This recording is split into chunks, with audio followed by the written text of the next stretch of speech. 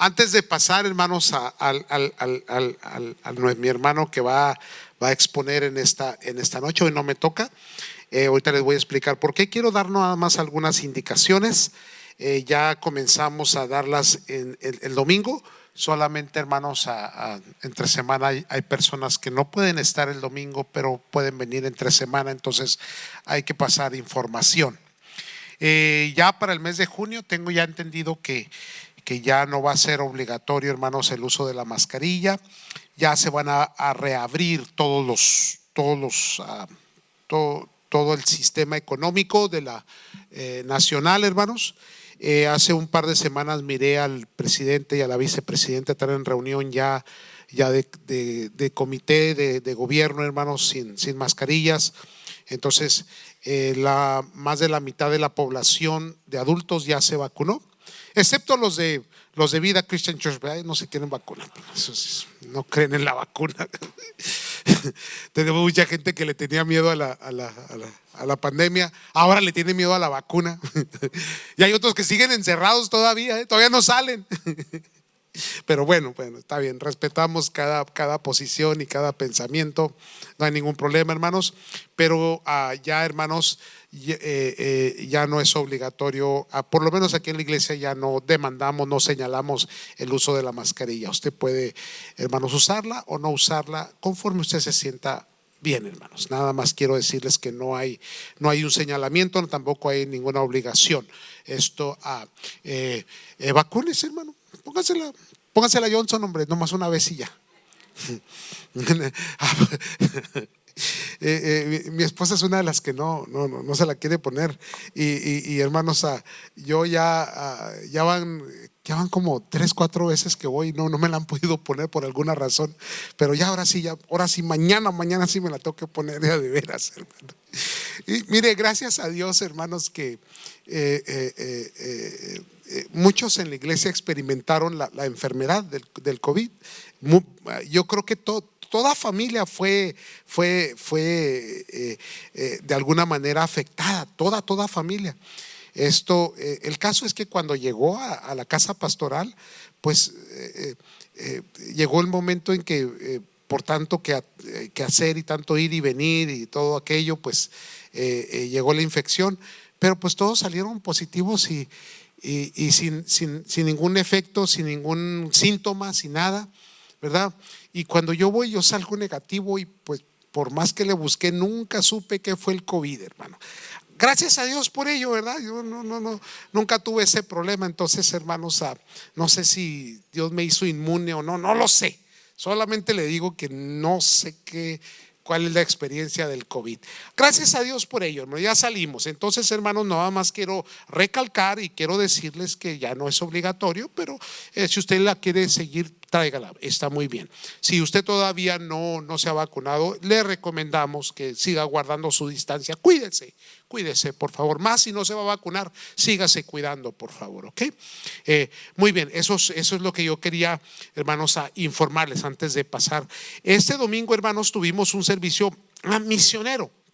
Obviamente es el primer domingo de cada mes, pero ahora lo adelantamos un par de semanas porque nos visitó mi hermano Beto Huereca. ¿Ya estás aquí, mijo? ¿Dónde estás? No te veía. ¿Llegaste solo? ¿Qué pasó?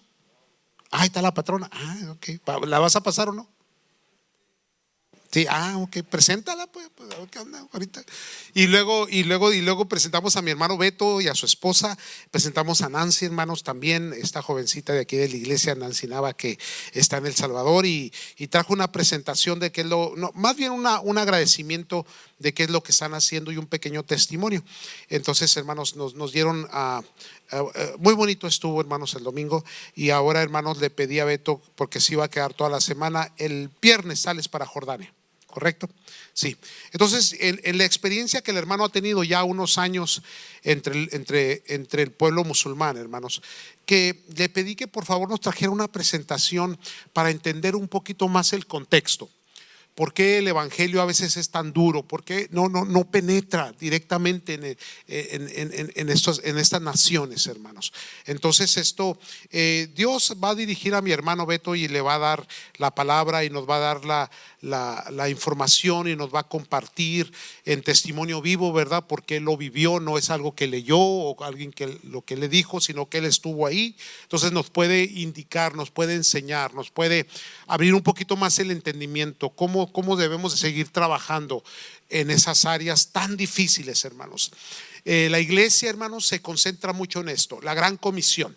El evangelio tiene que llegar a toda criatura alrededor del mundo, hermanos. A toda etnia, a toda nación, toda la gente tiene que escuchar que Cristo es el Salvador, incluyendo, hermanos, el pueblo musulmán. Entonces ya Beto regresa, hermanos, a su lugar de trabajo después de haber estado un tiempo en México, haberse casado y reordenar un poquito sus viajes y su trabajo misional, y ahora viene a compartir con nosotros. Así que le pedí que hoy tomara el lugar. Beto, pasa por favor, mijo. Dios te bendiga, bienvenido, qué gusto, no te reconocía porque la mascarilla, pues por eso, mijo. Sí, pero bendiciones, mijo. Adelante. Que el Señor les bendiga. Es un placer para mí estar acá con ustedes. Mi nombre es Alberto Huereca, soy de la ciudad de Durango, de la tierra de los alacranes. Amén. Y créame lo que si no cree que es tierra de los alacranes, necesita ir a la tierra de los alacranes. Usted levanta una piedra y le sale un alacrán. Entonces es muy lindo, es muy bonito la ciudad, su sierra. Y pues ahorita hagan de cuenta que estamos pegados a Mazatlán. No sé si hay alguien acá de Mazatlán, Sinaloa, pero estamos a 2 horas. Y Dios nos ha permitido crecer y ser formados ahí ministerialmente. Mi esposa es de la ciudad de Monterrey. No es penosa ella, pero sí es como que, pues tú ve, ¿verdad? Siempre ya ve cómo son. Entonces, mi esposa es de la ciudad de Monterrey, Nuevo León, en Santa Catarina, y también es ministro, también es misionero ya formado. Fuimos formados en la escuela de Camat, en la ciudad de Oaxaca. Dios nos ha permitido formarnos ahí. Los dos somos de Asambleas de Dios, somos ministros. Al Señor le plació movernos, y de alguna manera en la que le voy a estar platicando en el transcurso de la predicación. La intención mía este día, primeramente Dios y con el favor de Dios, es que entendamos un poco de lo que se está viviendo allá, de lo que se hace allá, pero también la intención es desafiarlo a usted. Que usted sea desafiado a decir: Señor, para muchos ser cristiano es suficiente, para mí no. Que esa frase sea sellada en nuestro corazón. El venir a la iglesia, cualquiera. El desgastar su vida y sus fuerzas, no cualquiera. El venir a la iglesia y dar su ofrenda y su diezmo, a lo mejor cualquiera. Pero el dar más allá cuando no puedes y cuando no tienes, no cualquiera, hermanos. Y esa es mi intención con la ayuda del Señor. Que Dios nos desafíe a dar más. Moisés, sus mejores años fueron cuando él tenía más de 80 años. La edad no es un pretexto. En una ocasión estuve en la sierra y había una hermana en el pueblo, y decía el pastor: vamos a orar al Señor para ir por almas, para ir a trabajar, para ir a evangelizar. Y todos tenían algo que hacer, todos, en especial los jóvenes. Y siempre yo he tenido una carga especial por los jóvenes. Y esta hermana se levanta de 80 y tantos años y le dice al pastor: hermano, ¿y yo en qué puedo servir?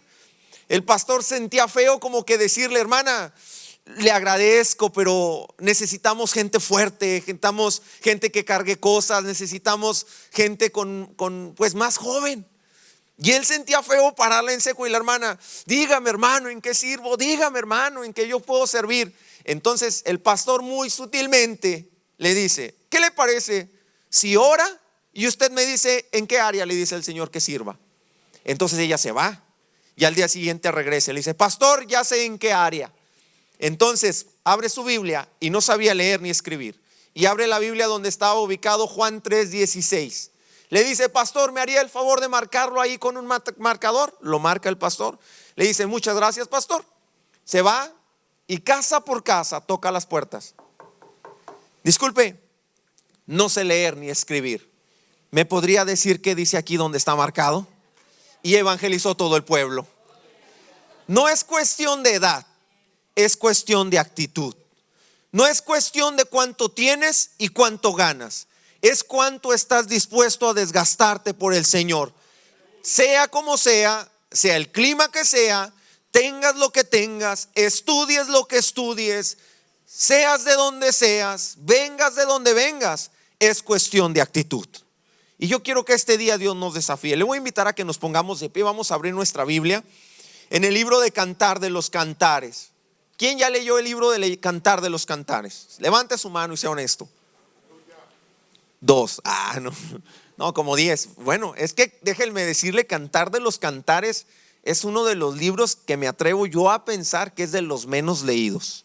Todos buscamos proverbios, salmos, pero Cantar de los Cantares, para empezar, estaba en una tela de juicio en la que lo ponemos o no lo ponemos en la Biblia, porque es un libro que consideran erótico y fue escrito para una mujer.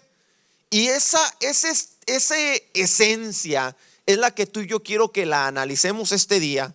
Y así como me habló a mí hace años cuando Dios me llamó al ministerio, así quiero que Dios te desafíe a ti esta tarde, que te vayas de este servicio con una mentalidad de decir: Señor, empieza lo mero bueno.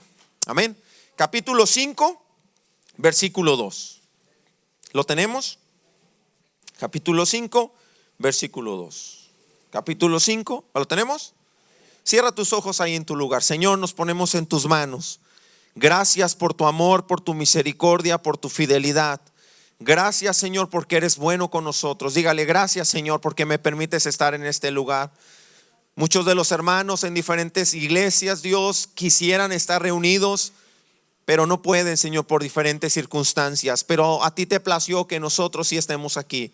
Gracias por tu amor, por tu fidelidad, por tu bondad, Señor. Te queremos pedir que este día hables a nuestro corazón, que este día nos ministres, nos desafíes a seguir adelante, que nos lleves a un paso más allá, Señor Jesús. Gracias por tu misericordia. En el nombre de Jesús, amén y amén. Capítulo 5, versículo 2, dice la palabra del Señor en el nombre del Padre, del Hijo y del Espíritu Santo. Yo dormía, pero mi corazón, ¿qué? Velaba. Es la voz de mi amado que llama: ábreme, hermana mía, amiga mía, paloma mía, perfecta mía. Porque mi corazón está llena del rocío, mis cabellos de las gotas de la noche. Y fíjate lo que le contesta a ella: me he desnudado de mi ropa, ¿cómo me he de vestir? He lavado mis pies, ¿cómo los he de ensuciar? Mi amado metió su mano por la ventanilla y mi corazón se conmovió dentro de mí. Yo me levanté para abrir a mi amado y mis manos gotearon mirra y mis dedos mirra que corría del cerrojo, que corría sobre la manecilla del cerrojo. Puedes ocupar tu lugar. Es la historia donde salen dos personajes principales, ¿cierto? El novio y la novia, el amado y la amada. Es una historia que fue escrita por el rey Salomón. Y Salomón lo podemos recordar por varios sucesos importantes. Uno, su sabiduría. La manera en la que Dios lo utilizaba era una manera única. Me atrevo a pensar que la Biblia nos enseña que después de Jesucristo no había otra persona tan sabia y tan inteligente como el rey Salomón. Su poder económico, la economía que él logró tener era única. Y sus mujeres, 1000 para ser exactos. Entre concubinas y esposas, 1000. Entonces, pero había una regla que él violó muy importante y que hasta la fecha en el Medio Oriente se lleva a cabo. Y la regla era: no se pueden casar con otras mujeres que no sean del pueblo de Israel. ¿Por qué? Porque en el corazón de Dios estaba bien estipulado el decir: no puede haber mezclas. Y les voy a explicar un poco en el transcurso de la predicación los hábitos y las costumbres y cómo va el evangelio en el Medio Oriente, de perdido en el área donde yo estaba. Es bien fácil. Un musulmán nunca se casa con una que no sea musulmana. Una musulmana no tiene, ni por aquí le pasa, hermanos, la idea de casarse con uno que no es musulmán. Ellos tienen dos opciones. Opción 1, o el que con el que se casan se convierte al Islam, que es lo mejor que les puede pasar, o entonces se expone a ser asesinada por sus hermanos y por su padre, porque se ha convertido en la vergüenza de su familia. Algunos comentarios se atreven dicen que hasta cuando ella se casa con alguien que no es musulmano, entonces le hacen todo un evento fúnebre para simbolizar que para ellos ya está muerta y nunca más puede regresar. Fíjese la mentalidad del Islam, del musulmán. Ellos tienen la mentalidad de decir: yo no soy una raza superior, no soy una raza inferior, pero yo no me puedo mezclar con alguien que no es de mi religión. Y un cristiano, no sé acá en Perris, California, pero en la ciudad de Durango, donde yo vengo, un joven cristiano se casa con la católica, con la testiga de Jehová, con la mormona, con lo que venga. Y llega con la frase: es que me la voy a ganar para Cristo. Y al rato no va ni él a la iglesia. No sé aquí, ¿verdad? Yo fui líder de jóvenes como 5 años en la ciudad donde yo vengo, y eran más o menos como 100 jóvenes. Y esa frase, hermanos, me la sé. Ellos tienen tan claro. ¿Por qué cree que ellos llegan y se ponen una bomba y gritan Allah Akbar, Allah Rahim, y se pa y pa Dios todo lo que viene? Porque en su mentalidad de ellos, su salvación sí es por obras. Ellos creen que entre mejores obras pegadas al Corán, a su libro sagrado, más puntos tienen en el cielo. No llevan una contabilidad de los puntos, pero entre más puntos, mejor te va en el cielo. Y una de las cosas más importantes que te da puntos es el día en el que se termina el Ramadán, donde ellos oran hasta muy altas horas de la noche o toda la noche. Están multiplicadas por 1000 todas sus obras que hacen en ese día. ¿Por qué creen que es el problema ahorita en Israel? Porque en el día más importante del Islam, del Ramadán, entraron los israelitas y al lugar sagrado de los musulmanos. Por eso es el problema. Por eso todo mana desde la religión pegado con el territorio. El segundo lugar más sagrado del Islam está atrás del muro de los lamentos, donde ellos dicen que Abraham iba a sacrificar ¿a quién? A Ismael. Ellos dicen que era Ismael, porque Ismael era el primogénito. ¿Y no era el primogénito de Abraham? Sí, no era el de la promesa, pero sí era el primogénito. Entonces, tan erróneos no están. Pero la intención de ellos es decir: es que este es nuestro lugar sagrado. Entonces los israelitas dicen: pero este es nuestro lugar sagrado también. Entonces van dos cosas hiladas: la religión y el territorio, pero los empuja la religión. Por eso es que está la guerra ahorita ya. El problema fue que en los últimos días del Ramadán, en las oraciones más importantes, el ejército israelita entró y abatió con todo y les mostró una falta de respeto. Y atrás de la reunión de ellos estaba una de las días de que fue consagrado el pueblo de Israel como nación, y ellos estaban haciendo fiesta mientras todo aquello pasaba, y eso encendió el coraje. Por eso ahorita están las bombas, por eso ahorita está con todo. Estar en ese lugar yo creo que yo supe que ustedes como iglesia, algunos hermanos fueron a aquella zona, y es muy bonito y es muy interesante. Y cada metro cuadrado que tú caminas tiene una porción de historia que si las piedras hablaran, ¿qué no nos dirían? Quizá hemos pisado lugares donde nuestro Señor Jesucristo pisó. Eso es apasionante, hermano. Si usted no tiene la oportunidad de ir, hágasela. Eso déjelo para nosotros, los mexicanos de allá, que ganamos en pesos. Pero usted tiene la obligación en su corazón de decir: un día tengo que ir y estar. Yo creo que el pastor les ha de haber contado, y si no, Gema, estar en la tumba del Señor vacía es un privilegio. Estar frente al monte Calaveras, hasta ahí viendo la calavera, cómo se trata uno, buscándole la forma por todos lados. Porque yo no sé si soy el único, pero yo nunca le encontré figura de calavera. Y yo lo veía por un lado y lo veía por el otro. Pero estar en ese lugar, hermanos, es un privilegio. Somos cristianos, poseemos este libro que ha costado vidas. Hay gente que está muriendo a causa de este libro. Dios nos da el privilegio de estar aquí sentados con aire acondicionado y cómodo, y está bien. No debemos de sentirnos mal. Claro, debemos de agradecerlo al Señor, pero debemos de siempre valorar este privilegio. Es un privilegio el portar este libro. Yo respeto mucho a cada persona que trae su tablet o su celular, lo respeto bastante, pero yo siempre trato de decirle a la gente: no lo olviden en su casa. Hay gente que ha muerto a causa de este libro. Le merecemos un respeto, le merecemos un respeto. Una mujer allá en Siria que estaba en una reunión en una casa, como 10 personas, y estaba un líder enseñándoles la palabra del Señor. Llegaron los del movimiento ISIS, que son los musulmanes radicales, y les dijeron: es fácil, aquí van a morir todos, a menos les vamos a dar una oportunidad. Tomaron la Biblia, la tiraron al piso y dijeron: tienes que escupirla y entonces te puedes ir a tu casa. Empezaron con la persona que estaba enseñándoles la palabra, y la persona empezó a llorar, se preocupó y empezó a pensar en toda su familia. Se paró frente al libro y dijo: perdóname, Señor, y escupió la palabra. Lo dejaron libre. Al ver la esposa lo que había hecho él, ella llorando también se levantó y escupió la palabra. Cuando llegaron al último, era una niña de 9, 10 años. Se pone frente al libro, lo levanta y lo limpia con su camisa y dice así: mira lo que te han hecho, hermosa palabra. Y en ese momento la asesinaron. Eso es lo que está pasando allá.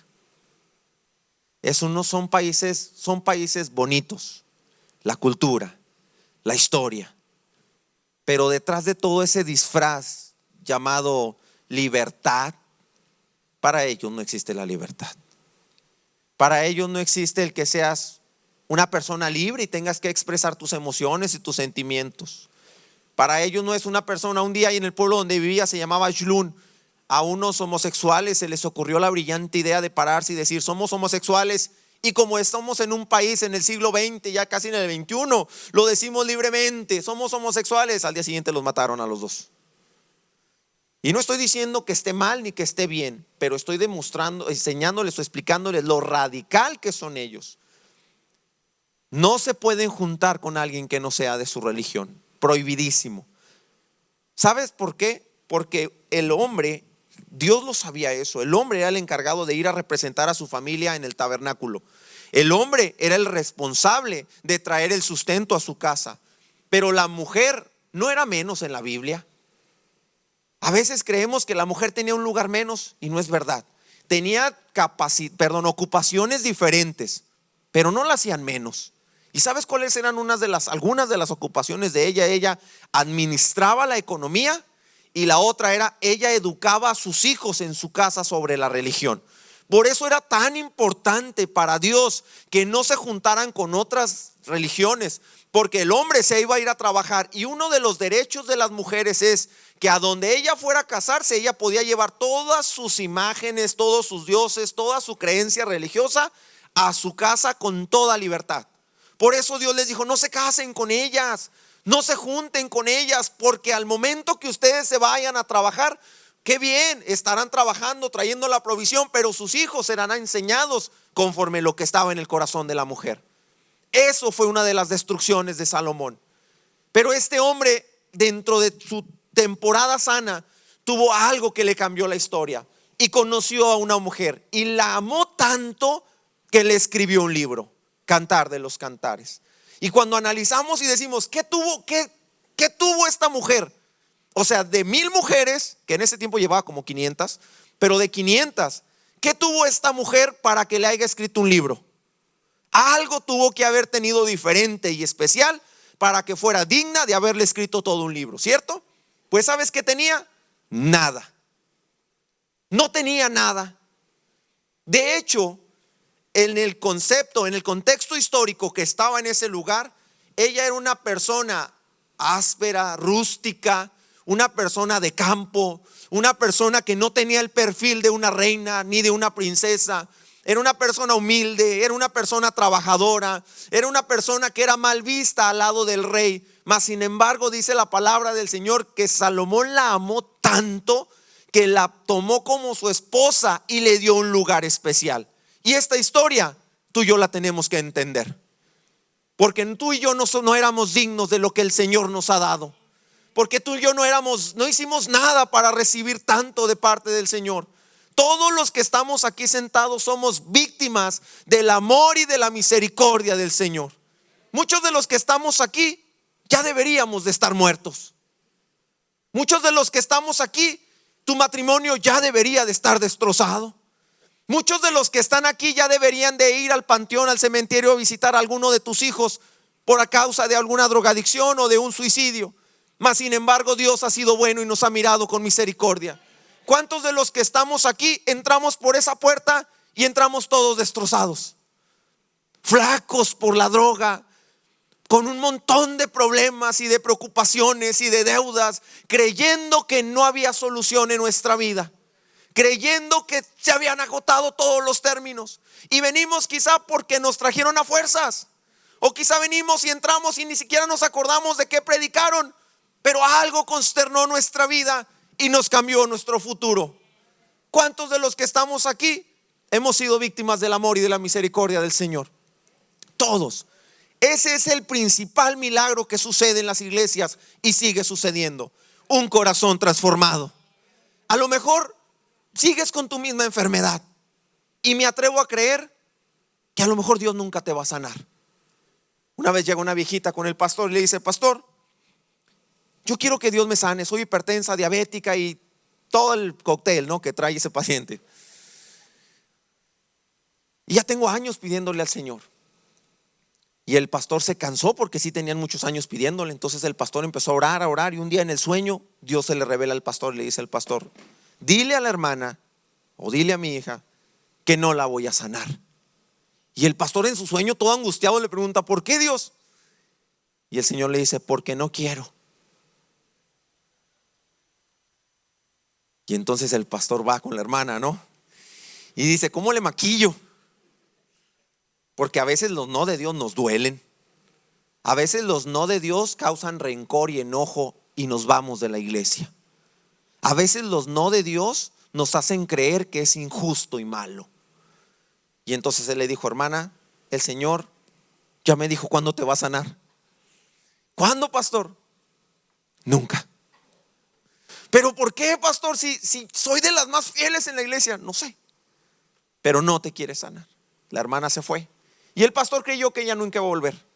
Al día siguiente volvió la hermana: pastor, quiero que me dé una lista de todas las personas por las que tengo que orar, porque yo ya entendí que Dios no me va a sanar. ¿Y para qué oro por mí? Ahora voy a orar por todas las peticiones de la iglesia. ¿Qué es nuestra actitud? ¿Cuál es nuestra actitud que tomamos? Cuando yo le analizo la vida de esta mujer, yo digo: yo soy como esta mujer. ¿Sabes qué hice para merecer tanto favor de Dios? Nada. Soy de la ciudad de Durango, de una colonia que se llama la Benito Juárez, y es una de las ciudades más problemáticas de mi familia, de mi colonia, de mi ciudad, perdón. Mi papá es alcohólico hasta la fecha, alcohólico profesional, con alambre amarrado aquí, hecho pipí y popó y en las calles, con su cara infectada de tanto alcohol porque se rasca y ya le sale sangre. Recogíamos en el piso a mi mamá, mi hermana y yo, que es un año menor que yo, la recogíamos y como podíamos la acomodábamos en el sillón. ¿Sabes? No teníamos a veces ni para comer. ¿Cuándo yo iba a tener para un vuelo? ¿Cuándo iba yo a tener para tener unos tenis nuevos? Si yo usaba puro regalado, porque mi papá era alcohólico y empeñaba todo lo que podía. Pero cuando llegó el Señor cambió todo. Porque cuando llega el Señor se acaban nuestros problemas, se acaban nuestras aflicciones, se acaba todo. Se acaba todo. Yo me acuerdo que mi mamá, estábamos chiquitos y nos sentaba a mí y a mi hermana así, y mi mamá siempre ha tratado de ser una mujer de oración, siempre. Y estaba ahí, oraba y decía: vamos a orar por nosotros. Y mi papá afuera con la música de Vicente Fernández y de todas las que te imaginas. Y entre más oraba mi mamá, más le subía a él. Y empezaba a orar por nosotros y nos decía: pero el Señor un día les va a dar una casa, hijos. Y el Señor un día les va a dar una universidad, van a ser universitarios.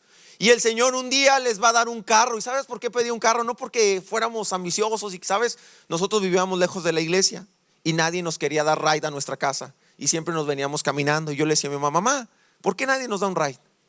Y decía mi mamá: no te preocupes, hijo, pero cuando tú estés grande y tengas tu carro, tú sí le vas a tener que dar ride a la gente. Entonces mi mamá siempre oraba por nosotros para un carro. Y tendrá su carro y tendrán su esposa que sea cristiana y que ame a Dios, mi hermana y yo. ¿Y sabes qué? Tenemos nuestra casa. Los dos somos universitarios.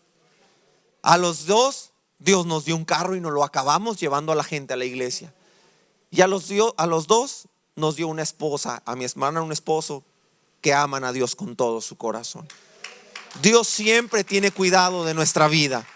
Estás en el mejor lugar, pero no es suficiente. La historia continúa, la historia avanza. Y yo me acuerdo que cuando yo empecé a conocer del Señor, dije, sí, Señor, estoy feliz, estoy cómodo, pero ¿qué más? ¿A poco todo se termina aquí? ¿A poco es suficiente venir a la iglesia, sentarte, saber todas las canciones, levantar tus manos y llorar cuando el mensaje te toca y regresar a tu casa? Y tiene que haber algo más. Hay algo más que tú puedes hacer. Y este día es este día yo vengo así a desafiarlos, a decir, hay más que dar. Dios te ha bendecido, Dios te ha dado, Dios te ha cambiado, Dios te ha levantado, te ha restaurado, pero hay más que hacer, hay más que dar. Y yo le dije al Señor, Señor, aquí está mi vida. Si yo te puedo servir en algo, aquí está mi vida. Yo soy enfermero en área de pediatría, trabajé 10 años en un hospital de gobierno allá en la ciudad de Durango. Y siempre iba a trabajar con la oración, Señor, que no haya niños graves, por favor, que mi turno esté bien, que no cometa errores, porque un error en enfermería te echas un niño. ¿Y cómo pagas un niño? A lo mejor tú puedes decir, ay, fue negligencia médica, ay, el niño mostró alergia, pero en tu conciencia siempre lo vas a llevar. Y como yo vi morir varios niños por diferentes motivos, a mí me daba miedo eso. Entonces yo estaba ahí y yo le decía al Señor, ay, Señor, pero esto es mientras que yo te sirvo a ti. Y un día al Señor le place llevarme a misiones. Las circunstancias no fueron las normales. Muchos de mis compañeros, y el pastor decía en Camad, en la escuela en Oaxaca, y van a ir algunos a Oaxaca, es una escuela donde aproximadamente somos más de 50,000 jóvenes de Asambleas de Dios en México. ¿Sabes cuántos hay en Camad? De 50,000 jóvenes, 10, 8. En mi generación éramos 7 de 50,000. Porque es bien bonito estar en el trabajo, porque es bien bonito estar en tu casa, pero cuesta tanto desgastarte para el Señor. No tienes ni idea cuántas veces he llorado, cuántas veces he querido renunciar y no seguir adelante. Sigo siendo de carne y hueso. Ser misionero no me hace más ni me hace menos. No me hace más que el hermano Ujier, que el hermano que cuida los carros afuera. Somos igualitos. Pero el desgaste a veces sí es un poquito diferente. Pero es un privilegio, hermano, servir al Señor. Tenemos que tenerlo bien claro. Y entonces yo me voy para allá. Me fui y ya les conté el domingo. Yo no sabía dónde irme, yo solamente estaba ahí porque quería servir al Señor. Y le digo una noche al Señor, Señor, llévame para donde tú quieras. A donde tú quieras, de veritas, yo voy para donde tú quieras. Entre el Señor y yo nunca ha habido filtros. Cada uno que encontramos nuestra manera de platicar con el Señor. Y yo siempre le digo al Señor, Señor, tú sabes que yo amo muchas cosas, pero nadie amo más que a ti. A donde tú me digas yo voy. No importa país, no importa sierra, no importa ranchito, no importa nada. Yo a donde tú me digas. Y entonces conozco al pastor Javier. ¿Y sabes cómo lo conocí? Fuimos su chofer, un amigo y yo. Nos llevaron para ser el chofer del pastor por 3 días. Cuando terminamos de ser choferes y de llevarlo a donde él tenía que predicar y a veces al hotel así, me dice el director de la escuela, vente, acompáñanos, vamos a llevarlo a otro lugar. Y yo le decía, ay hermano, pero yo me sentía incómodo ir porque yo decía, pues es que, pues yo a qué voy, y yo no traigo dinero y bla, bla, bla, y X. Y pensaba, yo decía, yo ya me tengo que ir a la sierra. Yo estaba de pastor en la sierra allá en Oaxaca. Y cuando ya vamos allá, el pastor me dice, ¿a dónde quieres ir? El pastor Javier me dice. Y yo pensé muchas cosas y dije, ¿qué digo? Porque cuando uno dice, no sé, a veces nos hacen o nos ven así como de, no sabe, no está tan claro en el ministerio. Está chavo, está verde, le falta. Yo dije, Señor, ¿qué digo? Pero yo dije, Señor, y yo tengo unos amigos que trabajan con los refugiados de la guerra siria en Jordania. Le dije, ahí. Y dijo, ok, ahí va lo del vuelo. Lloré muchas veces, hermanos, porque esos milagros no le pasan a gente como yo. Yo miraba mi casa, veía mi familia, veía mi núcleo familiar. Veía mis contextos porque estuve metido en las drogas un tiempo, porque estuve metido en el alcoholismo un tiempo. Y yo veía mi contexto y yo decía, Señor, ¿por qué? ¿Por qué eres tan bueno? Me voy, hermanos, y antes de irme, antes de una semana, antes de montarme al avión, me dice un hermano, pero ni siquiera hablas inglés ni árabe, ¿a qué vas? Y yo decía, ay, no sé, pero yo tengo que ir. Cuando llego ya, hermanos, yo era mi intención aprender inglés. Y me meten a un albergue de puros niños árabes. Y yo hablo árabe ahora un poco. Ashkurallah ana bajke el árabe kidir cuellas. Ma baravlesh. Ashkurallah juwe daiman cuellas maay. Él siempre es bueno conmigo, no sé por qué, pero aprendí a hablar el árabe. Vi el shara en la calle. Y entonces yo ya me comunicaba y eran puros niños de la guerra. Allá el 90, de 1 millón, de 10 millones, perdón, de habitantes que tiene Jordania, el 98% son musulmanos. El 2% son cristianos, pero no son cristianos como usted y como yo. El 1.9 de ese 2% ha de ser cristiano o es cristiano católico. El catolicismo tiene un lugar muy importante allá, que defienden su catolicismo igual que el Islam. No son católicos como los de acá, los latinos o los de acá de América. Son diferentes. Ellos son árabes católicos que defienden al catolicismo a muerte, hermanos, a muerte. En una de las ocasiones hubo un accidente y chocaron y estaba un árabe musulmano teniendo un accidente, se quedó entrampado en unos carros y salieron los cristianos, porque ellos se autollaman cristianos, pero son los católicos. Por eso muchas de las veces que usted ve en Facebook, murieron 24 cristianos. Posiblemente no sean cristianos pentecostés, sean cristianos católicos. ¿Me explico? Porque ellos se autodenominan o se autollaman cristianos. Y él dijo, no, que se muera, es musulmano. Son católicos, se autollaman cristianos, pero no tienen el amor de Cristo. Tienen su corazón tan hueco, hermanos, tan vacío, que hacen todo lo malo, pero se autollaman cristianos. Y cuando yo estaba ahí con los niños en el albergue, los niños venían de padres que habían muerto en la guerra, los niños venían de abusos sexuales, los niños venían de trastornos alimenticios muy severos. Y cuando yo empiezo a platicar con ellos, había niños que grandes de 13, 14 años se hacían pipí en la cama porque tenían pesadillas. Entonces el encargado me dice, aquí está una casa, aquí están 14 niños, nosotros te vamos a dar la economía para que coman, pero no los queremos ni ver. No los querían, hermano. Eran la pantalla para poderlos presentar y que los europeos les proporcionaran euros. Entonces decían, traigan a los niños, y traían todos los niños y jugaban con los visitantes europeos. Entonces ya soltaban los miles de euros, pero mientras no, era un negocio, hermanos. Entonces yo me molestaba, pero yo decía, mientras que a mí me dejen trabajar con ellos, me aguantaba.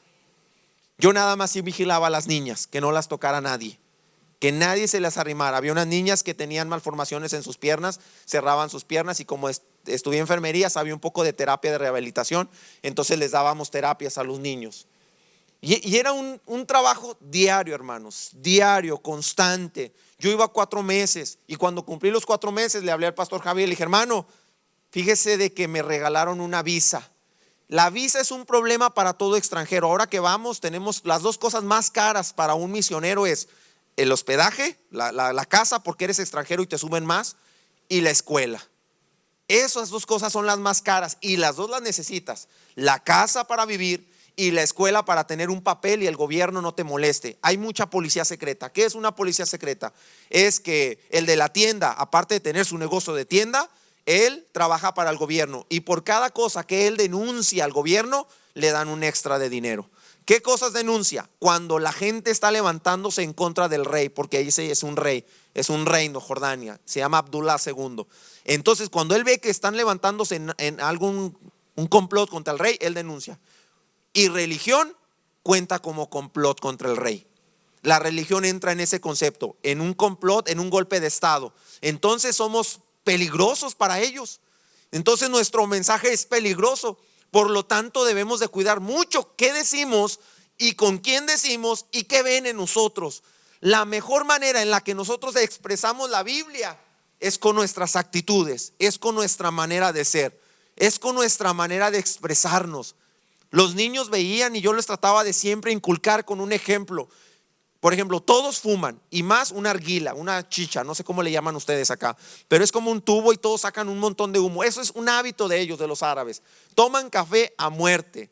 El cigarro es de ellos el pan de cada día. Así son los árabes. Entonces cuando yo llegaba con ellos, ellos me decían, no, yo no fumo. Y yo siempre les inculcaba a los niños, somos diferentes. Los niños generaron el hábito de dar gracias al Señor antes de comer. Y llegó el momento donde se juntaron sacerdotes, monjas y de otras religiones como los ortodoxos y algunos representantes del Islam en una junta. Y todos los niños hacían todo su desbarajuste y todo su basurero y todo porque son extremadamente sucios y desordenados. Y cuando yo estaba ahí, los niños míos no tiraban nada. Y en una ocasión un líder de ellos tiró y el niño le dijo: dice Beto que esto no le agrada a Dios. Y recogía la basura y todos se quedaban callados. Yo a veces sentía que me querían correr o que me iban a correr porque muchas veces los piqueaba. Pero Dios empezó a hacer cosas. Una de las cosas que hizo que un día llegaron como 45 españoles. Y me dice el encargado: ¿sabes qué? Ahí hay una iglesia católica. Porque yo vivía en una de las 10 ciudades de Decápolis.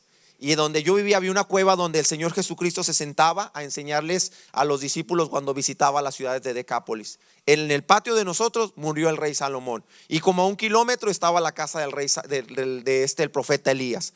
Toda la zona es bíblica ahí. Y cuando yo estaba ahí, me dice el encargado: tú hablas bien español, ¿les podrías predicar? Y yo le dije: ¿en la iglesia católica? Sí. Está la única virgen, hermanos, que comprobado, ellos dicen, comprobado científicamente, lloró sangre cuando inició la guerra. Entonces yo volteaba y veía a la virgen y volteaba y veía a la gente y dije: ay, Señor, qué privilegio. Y cuando yo estoy ahí con mi chor y todo así, con mi pelo largo y mi cola, y estaba ahí parado, y le digo: bueno, está bien. Dijo: hazlo todo como tú lo haces en tu iglesia. Le dije: ah, bueno. Oiga, hermanos, esas oportunidades no se desaprovechan.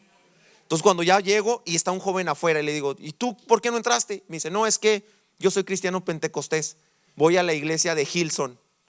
Y le digo: ¿y qué haces en la iglesia de Hillsong? Yo toco el piano. Le dije, allá adentro hay un piano con el que ofician las misas. Le dije: ok. Y luego sale una persona y me dice: yo voy a todos los conciertos de Hillsong de Madrid porque vivo en la esquina de la iglesia de ellos. Me sé todas las canciones, oiga. Le dije: ah, pues bueno, él toca, tú cantas, yo predico.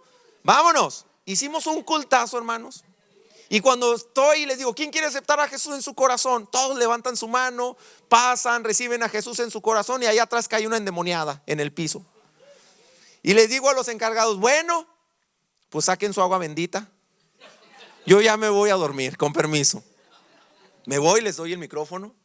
Y como a los 10 minutos me hablan: que si puedes bajar, que porque no pueden. Y ahí bajamos. Me paro frente a ella y le digo: necesitas al Señor Jesús en tu corazón.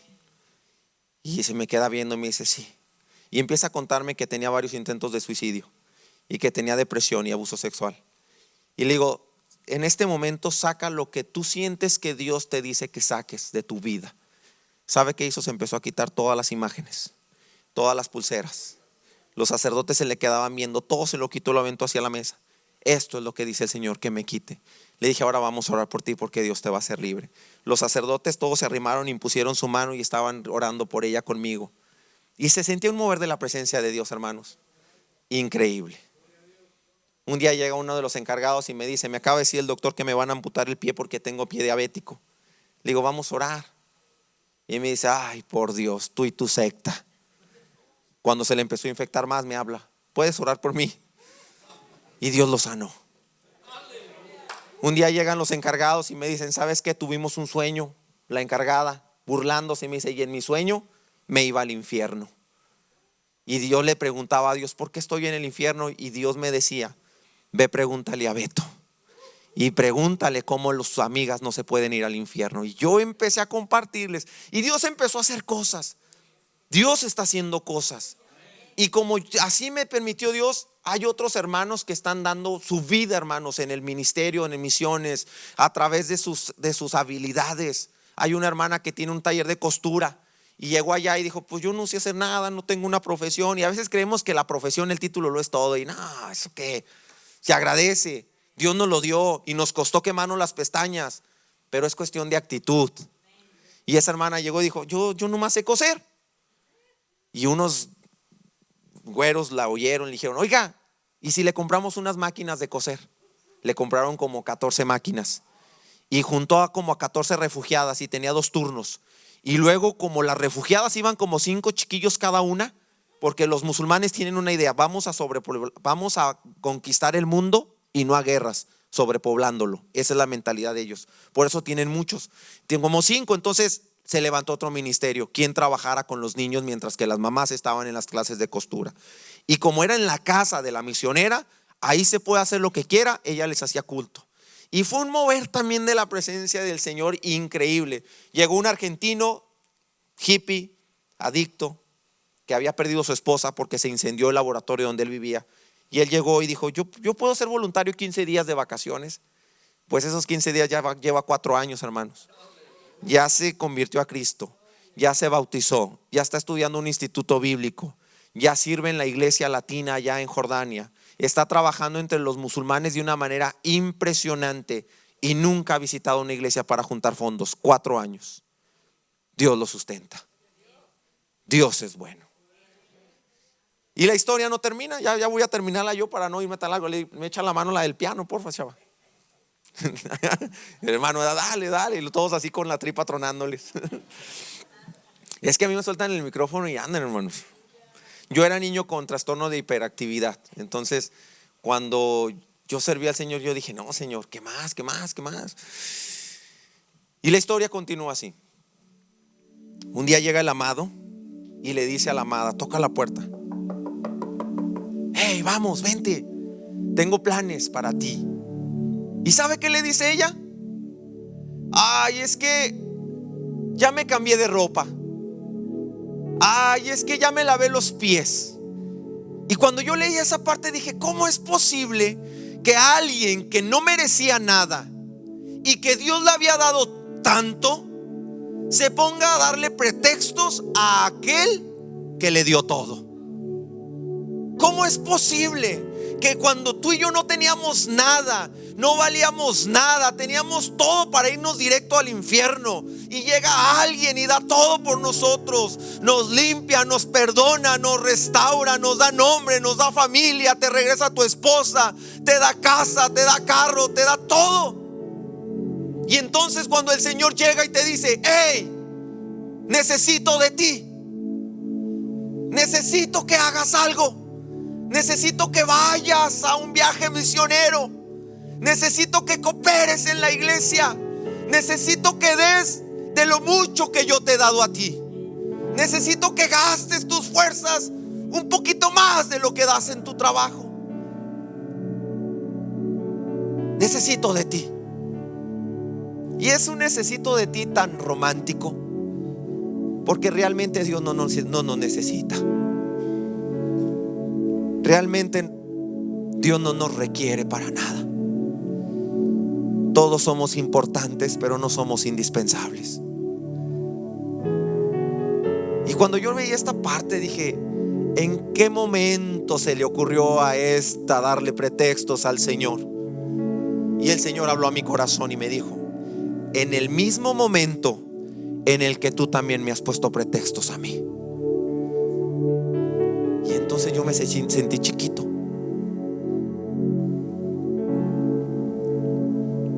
Servir al Señor es lo más emocionante que me ha pasado. Jóvenes, no hay nada más importante que desgastarte por Dios. No hay mejor lugar, no hay mejor universidad, créemelo. No hay mejor ambiente, no hay mejor nada, se compara con Él. Nada se compara con estar aquí en el altar llorando y sintiendo cómo te abraza y cómo te levanta tu corazón. No hay nada más importante que eso. Hermanos, no hay ningún salario mejor que Él. Nada. Y cuando yo analizaba y decía, ¿por qué los pretextos? ¿Por qué a veces nos atrevemos a darle tantos pretextos al Señor? Y el Señor trajo a mi mente una frase y dijo así: los pretextos se nacen cuando se te olvida de dónde te saqué. El momento en el que tú y yo olvidamos todo lo que el Señor nos ha dado, entonces empezamos con nuestros pretextos. El día que se te olvida que no teníamos nada y no estábamos en ningún lugar y que no merecíamos nada y que quizá tú y yo ya deberíamos de estar muertos, y el día que nos vemos al espejo y nos vemos nuestra ropa bien y olemos bien, entonces olvidamos de dónde Dios nos sacó. Y cuando olvidamos de dónde Dios nos sacó, empiezan nuestros pretextos, nuestras ocupaciones, nuestros argumentos, y argumentos baratos, hermanos, que no tienen sentido. A veces creemos que hay tantas cosas importantes, pero no hay lugar más importante que este. Una vez llega un hermano a dar una plática, un viejito anciano con una trayectoria, hermanos, impresionante. Se llama Juan Gabriel Ortiz, de la ciudad de Guadalajara. Ya falleció el hermano, viudo, sin hijos. Y un día contó una historia que me marcó. Dice que cuando él era niño, sus papás lo tiraron a la calle, fue abandonado en la Ciudad de México, en el barrio Bravo de Tepito. No sé si han ido, pero es bravo, muy bravo. Y un pastor lo recoge y le dice: conmigo vas a vivir, pero vas a tener una regla. Todos los días te vas a aprender una palabra del diccionario de memoria, todos los días. Y fue un hábito que con esa palabra, como que él pagaba su alimento y su hospedaje en la casa del pastor. El pastor lo quería educar y lo quería enseñar. Lo metió al ministerio, creció, amó al Señor. Y cuando el hermano estaba ahí, tenía aproximadamente 75 años. Y dice: hermanos, me han invitado a dar conferencias. No tengo ni primaria, dice, pero por lo que aprendí me han invitado a dar conferencias en las mejores universidades del mundo. Dijo: y un día llegué de Francia en un hotel de lujo, una conferencia, un buen salario.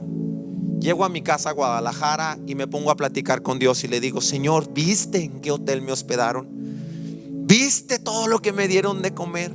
¿Viste cómo me aplaudían, cómo me trataban? Y entonces el Señor le habla a su corazón y le dice: Gabriel, ve a tu cuarto de abajo, saca tu petate. Para los que no saben qué es un petate, es como una alfombra de paja de 1 centímetro de ancho, más o menos. Y ahí se duerme en la sierra y en los ranchos. Y no duermen los ricos. Y le dijo: ve, saca tu petate. Hoy te vas a dormir ahí, para que no se te olvide que todo lo que tienes es por mí. A veces tenemos que volver, hermanos, y ver de dónde Dios nos sacó. A veces tenemos que mirar las cicatrices que nos dejó el mundo en nuestra espalda. A veces tenemos que ver las cicatrices de nuestras manos. Un día me tomé el atrevimiento cuando estaba allá y le dije al Señor: Señor, ya no quiero servirte, ya me cansé. Uno está aquí desgastándote y el mundo sigue su curso como si a nadie le importara mi vida, porque me golpearon allá una vez por defender a una árabe. El árabe se metió a mi cuarto y me agarró a palazos y me mandó al hospital. Y sabes, estaba solo en el hospital sentado. Y yo veía y decía: bien me muero y a estos no les importo. ¿Te importaría a ti, Señor? Mis hermanas ya están casadas, mi familia ya está en sus rollos. Y yo decía: ¿y yo? Y entonces le dije al Señor: como que ya no me dan ganas, Señor, me dan ganas de regresar. Yo también merezco un carro. Yo también merezco mi casa. Yo también merezco mi ropa, comprar ropa. ¿A poco yo no merezco ir a una tienda y sentir que se siente que tengas tu salario en tu tarjeta? Y entonces el Señor habló a mi corazón y me dijo: mira tus manos. Y hermanos, yo en mis manos tengo un montón de cicatrices donde cuando ya estaba drogado o tomado, me apagaba los cigarros en las manos. Y entonces la última vez que yo consumí cocaína, tuve una sobredosis y me quedé trabado como por unas 4 horas. Al día siguiente de ese día tuve un encuentro con el Señor Jesucristo. A los 2 días Dios me llamó al ministerio. A los 4 días Dios confirmó mi llamado. Al 5.º día fue un campamento de 4 o 5 días en la ciudad de Chihuahua. Al último día yo sentí tanto la presencia del Señor que me estuve bajo de un árbol llorando como unas 2 horas, temblando. Y el Señor me dijo en ese momento: mira tus manos. Y vi mis cicatrices. Y me dijo: ¿te acuerdas dónde estabas? ¿Te acuerdas que ya merecías morir? Tu vida me pertenece. Pero si te quieres regresar, vete. Y eso duele, hermanos. Hermanos, si tú no vienes a la iglesia, va a venir otro. Si tú no ofrendas y diezmas, lo va a hacer otro. El pastor no vive de ti. Con todo respeto te lo digo. Nosotros servimos a Dios. Y si en tu corazón tú crees que dar el diezmo no es correcto, no lo des, lo va a dar otro. Si en tu corazón tú crees que el miércoles, el viernes o el día de culto hay cosas más importantes que venir a la iglesia, no vengas, pero va a venir otro en tu lugar. Y eso es lo más triste de la historia, que Dios puede suplirte a ti y a mí en cuestión de segundos. Y no tenemos que dejar que pase eso. No hay que dejar. Tenemos que desgastarnos para el Señor. Yo te voy a invitar a que te pongas de pie y con esta parte voy a terminar. Dice el versículo 6: cuando ya ella intentó reflexionar y dijo: bueno, Señor, siempre sí quiero buscarte y servirte. Abrí yo a mi amado, pero mi amado se había ido. Ya se había ido. Las oportunidades se van, hermanos. El tiempo se va. ¿Qué vas a hacer? ¿Qué vas a hacer? Quizá ya se te olvidó todo lo que ha hecho Dios por ti. Y te digo una cosa, a lo mejor hoy tienes que recordarlo. No es malo. No es malo volver atrás en nuestros pensamientos para que esos sucesos, no es el propósito, no es que nos duelan, es recordar de dónde Dios nos ha sacado. Y a lo mejor empiezas a decirle al Señor: Señor, perdóname por no dar lo mejor de mi vida para ti, si toda mi vida te ha pertenecido siempre. Yo te voy a invitar a que cierres tus ojos y levantes tus manos y le digas: Señor, tú conoces la intimidad de mi corazón. Dile: Señor, tú eres bueno conmigo. Dile: Señor, gracias por tu amor, por tu fidelidad. Dile: gracias, Señor, porque todo lo que yo tengo me lo has dado. Yo quiero que tú en esta tarde empieces a recordar todos los favores que el Señor ha tenido en tu vida. Yo quiero que tú recuerdes de dónde Dios te sacó. Yo quiero que tú empieces a ver dónde estaba tu vida antes de conocer a Cristo. ¿En qué circunstancias te encontrabas? ¿Cuál era tu situación emocional, económica, espiritual? Tu situación en tu matrimonio. ¿Cuál era tu situación? ¿Cuáles eran los problemas que te agobiaban? ¿Qué es lo que hizo el Señor por ti? Cuando Él llegó y marcó tu corazón y levantó tus pensamientos y levantó tu vida y te abrazó y te dio sentido. ¿Cuántas veces intentaste morir y no lo lograste? Y no lo lograste porque el Señor tenía planes, tenía proyectos para tu vida y necesitas cumplirlos sí o sí, porque nadie puede ocupar tu lugar. Dile: Señor, nadie va a ocupar mi lugar. Yo intentaré desgastarme para servirte. A lo mejor no lo he hecho como debería. A lo mejor he perdido tiempo importante por tonterías. Pero este día yo quiero esforzarme. Este día quiero decirte cuánto te amo, cuánto agradezco tu amor y tu fidelidad y tu misericordia. Díselo. Dile: gracias.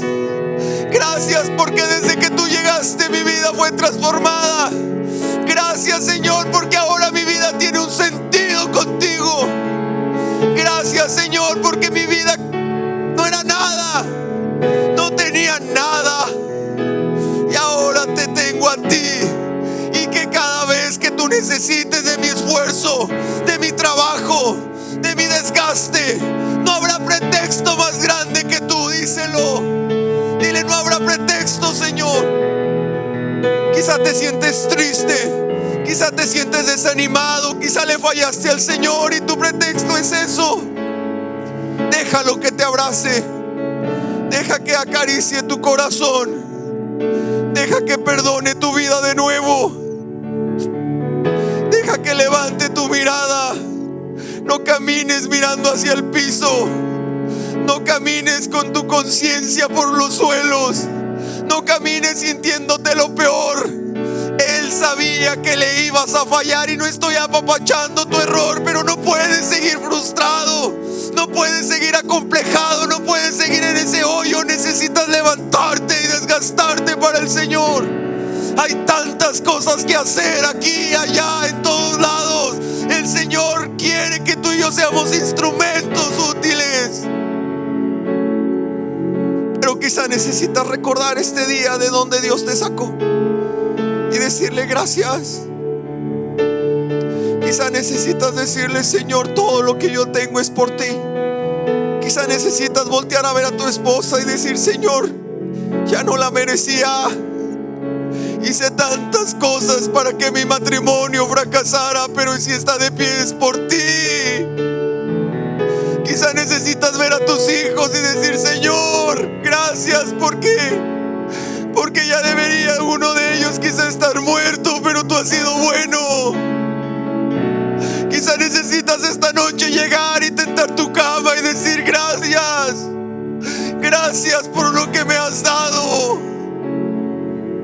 Y que cuando el Señor llegue y toque a la puerta de tu corazón con oportunidades, con trabajo, con desgastes en la iglesia, en el Señor, cuando sea el momento de trabajar, tú digas: nadie me va a ganar, porque hay un corazón agradecido, dispuesto a dar más. No he dado lo que tengo, no he dado lo mejor que soy, no he dado lo mejor de mí. Aún empezaré, aún emprenderé a dar lo mejor de mí. No importa la edad que tengas, siempre es buen momento para dar lo mejor de ti. Gracias, Señor. Gracias. Gracias.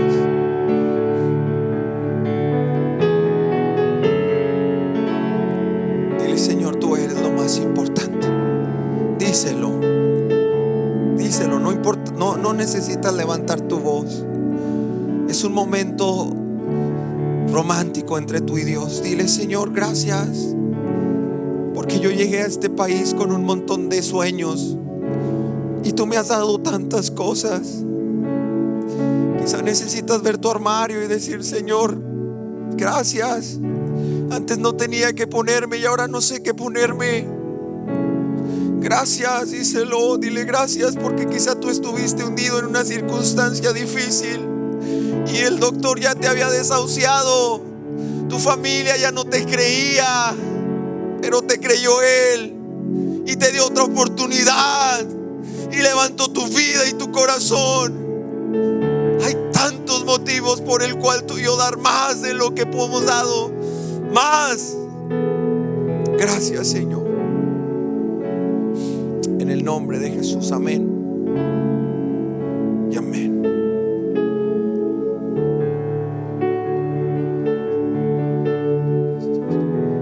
Gracias, mijo. Hágame un favor. Tráiganse a su esposa. Vamos a orar una vez más por usted, ¿sí? Voy a pedir a algunos hermanos, los de oración. Vénganse, vamos a orar por mi hermano, su esposa. El viernes sale una vez más para Jordania.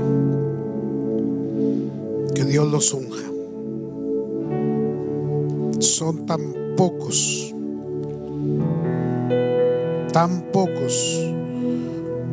los que atienden al llamado del Señor. Es tan limitado el grupo, hermano.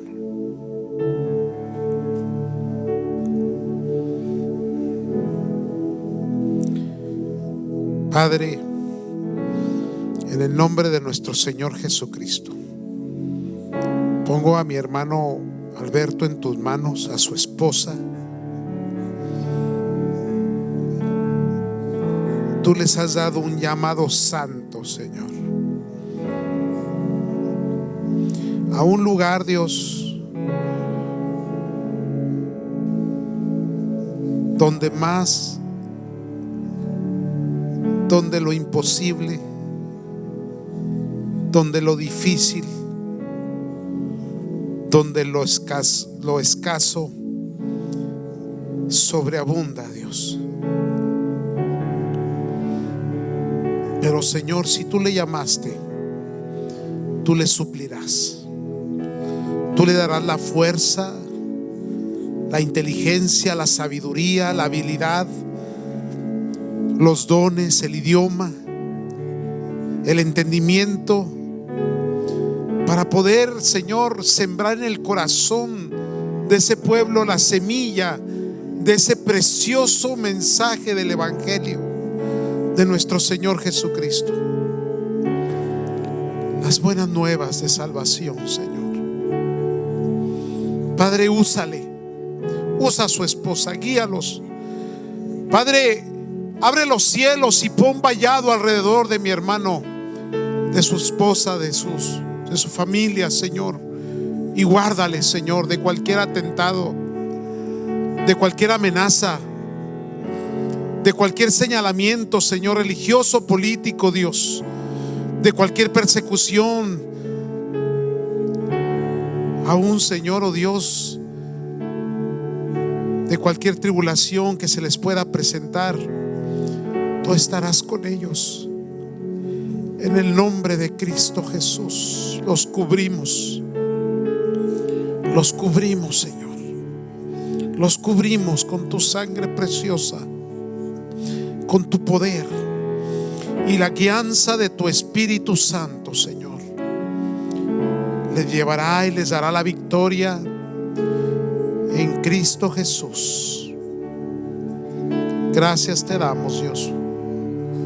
Amén, Señor. Amén. Quiero mencionar algo, hermanos. Esta mañana se envió una ofrenda de $4,000 para el misionero, mi hermano Salazar, precisamente también de Durango. Me había comprometido, tuve una reunión con él y me había comprometido porque la mente de este misionero que muchos años duró en el norte de África, él tiene el deseo de sacar 20 ministros pastores de Mauritania. Jordania es un lugar llevadero, yo he estado ahí, es un lugar un poquito más accesible, tolerante. Mauritania no. Mauritania literalmente sí los matan, nomás por el simple hecho de mencionar el nombre de Cristo Jesús. Entonces la idea es sacar 20 de ellos, llevarlos a Túnez y tenerles seminarios, ayudarles, alentarles, fortalecerles para que luego sean reenviados. Yo decidí adoptar 10 de ellos, ya se mandó el dinero. Cancelé mi ida para allá, hermanos, precisamente porque tenemos el proyecto. No sé si voy a poder ir, me encantaría ir, pero ya veremos. Pero le voy a decir, le menciono esto porque precisamente hoy se hizo eso. Y quiero decirles, hermanos, que ¿con qué hemos batallado más? Su servidor, el pastor. Muy pocas iglesias, hermano, son muy limitadas. Somos una vergüenza en Estados Unidos. No se piensa en misiones, no se piensa en la gran comisión, no se piensa en el evangelio.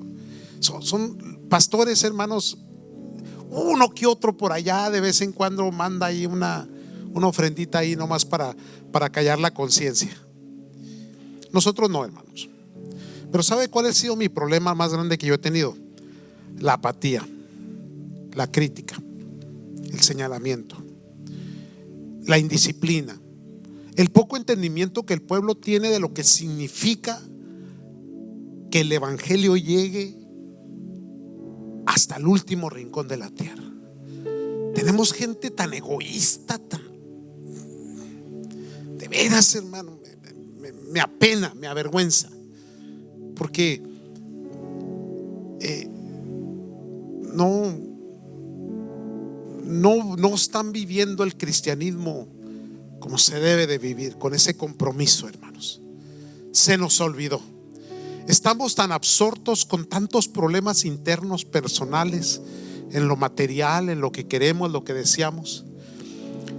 cuando mencionamos algo sobre proyectos o misiones, la gente es apática, no le importa, no le interesa. Y creo que Beto le pegó al clavo, hermanos. Lo escucharon de alguien que lo experimentó, lo vivió. No vamos a parar, hermanos, vamos a seguir adelante. Y quiero reafirmar las palabras de mi hermano. Si nosotros no lo hacemos, Dios va a levantar a alguien más. Si usted no lo quiere hacer, está bien, no lo haga. Dios ya tiene a alguien más. El evangelio tiene que seguir, la obra de Dios tiene que seguir. Ojalá y usted y yo seamos parte de este mover del Espíritu Santo alrededor del mundo. ¿Cuál es la capacidad de esta iglesia? Pues tal vez muy limitada, ¿verdad? Hemos estado en muchos países, lo poco, lo mucho. Pero ¿cuánto más podríamos hacer? ¿Cuántos más misioneros? ¿Cuánta más gente podríamos apoyar, ayudar, bendecir, cuidar, alentar, darles ese? A Beto no lo hemos ayudado mensualmente, hermano. Lo único que se hizo fue que yo le pregunté: ¿a dónde vas? Voy a tal lugar. Bueno, comprémosle el boleto y que se vaya. Órale, búscala. Se fue, hermano. Después me habla y me dice: pastor, se me acabó el tiempo, pero pues me quiero quedar. No, quédese. Nosotros le pagamos lo que cueste. Y lo renovó como 3 veces. Vamos a bendecirlo, sí, hermanos.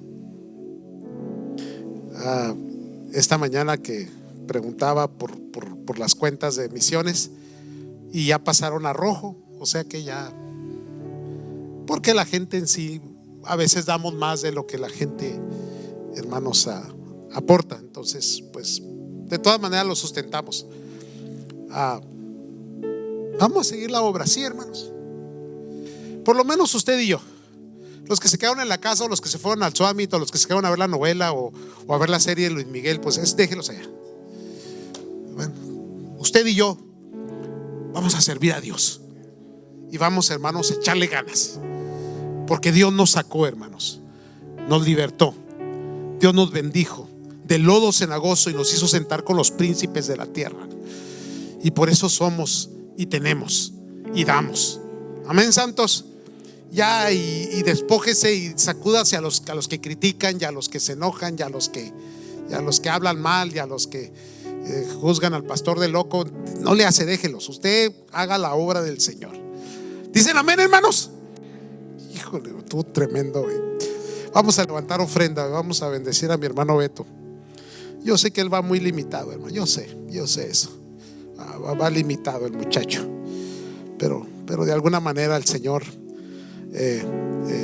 lo va a bendecir, hermanos, y a veces Dios va a levantar instrumentos también para bendecirlo. Padre, las ofrendas, Señor, aunque no es un primer domingo del mes, ni un primer miércoles del mes, eterno Dios, pero nosotros no nos vamos por fechas, Señor, es por cuando tú hablas, cuando tú decides, Señor, cuando tú te presentas y nos haces recordar qué tan importante es.